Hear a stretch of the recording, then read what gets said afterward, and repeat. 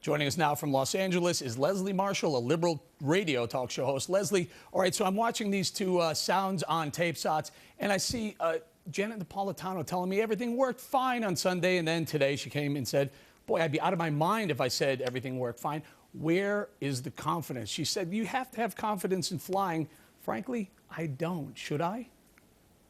Well, I guess it depends if you're going through Nigeria or Amsterdam, because this was not an American security problem, obviously, Eric. This was a problem and a flaw in the systems of the countries of Amsterdam and Nigeria. And although the United States may have a far reach, I'm not sure our reach goes into the security systems of Amsterdam and Nigeria. And perhaps we, along with the rest of the world and our allies, need to look into that, not just for America's security, but for the world's security. So Leslie, I don't think she flip-flopped at all.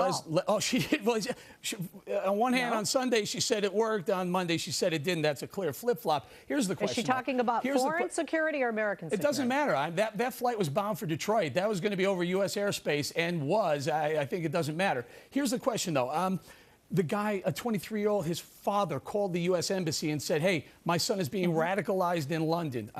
He was denied a visa in London, in the UK, but allowed a visa here. The list of reasons to put this guy on a watch list, more than just the watch list, the no-fly list or more, it goes on, yet our Department of Homeland Security Secretary says everything worked fine.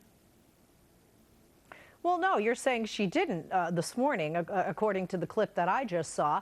And I'll tell you, I myself have traveled without luggage, and I'm not on a watch list, and certainly that raised some eyebrows. So I think that there are already standard operating procedures in place that clearly were not followed when it comes to this individual. And there's no question that that was a screw up. Whose screw up? Where does it be? Is it just the Nigerian government? Is it just Amsterdam? Is it just our government? I think we can always do better, Eric, until we know 100% that when we put our head on the pillow each night, that we are not at risk of any enemy of the United States. You know, Leslie, this happened Christmas Day. We waited on, that was a Friday. On Saturday, we didn't hear from the president. On Saturday and Sunday, we didn't hear from him. Finally, Monday at 3 o'clock in the afternoon Eastern time, we hear a 6-minute speech that encompassed, more than just that. What takes so long? We're talking about showing the world we're going to be aggressive on terror. Here's a potential terror attack, and it took us more than 3 days to address it. Well, what you just said, Eric, is a potential terrorist attack or an attempt at a terrorist attack. I'm a real impatient, knee-jerk person, but I also know, to quote Benjamin Franklin, that haste makes waste. And I think that the president wants to be sure that he is fully informed and that he is going to think through his remarks before addressing the American people. I'm going to take the other side of what you just said. A man is on an airplane with 300 people on it with explosives and something ignites. I would call that terror, even though someone didn't die. There was potentially, catastrophic death totals that could have happened. So I'm going to go ahead and call that a terrorist activity, terrorist act. You don't think we should be, pushing these foreign governments, anyone who has an international flight into the U.S., to step up their security?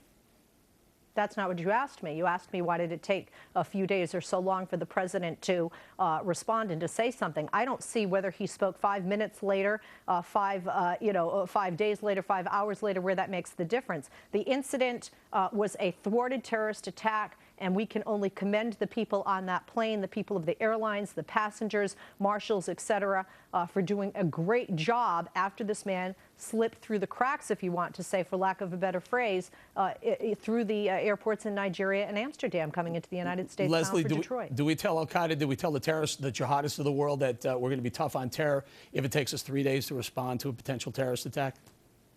So did you want the president to bomb Nigeria and Amsterdam, Eric? Is that our response, to show that we're real tough, we're G.I. Joe, and we, no, Leslie, we have all I would this, like my president I would have liked my president to cut his golf game short and maybe get to a podium and tell us, don't worry, we're going to do everything to make your air safe, our airspace safe, and the airplanes we fly in. Leslie, got to leave it there. Thank you very much.